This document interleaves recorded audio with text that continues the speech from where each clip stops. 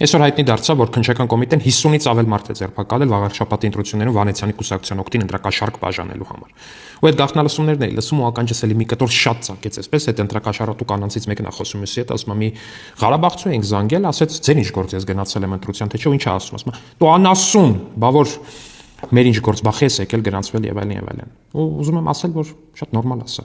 անչափ նորմալ է։ Այս մարդիկ, այս ընտրակաշառատուները, ընդդիմադիր ընտրակաշառատուներ, իսկ ուրիշ ընտրակաշառատու էլ չկա, մենակ ընդդիմադիր ընտրակաշառատուներն են։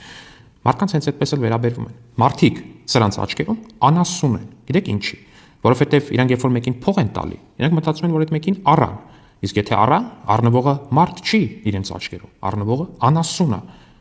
Սիրելի քաղաքացիներ, մի թողեք, որ ձեզ վերաբերվեն որպես անասուն։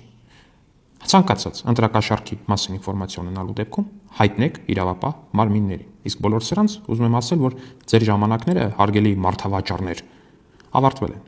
ու ավարտվել են միջնադարում։ Հաջողություն։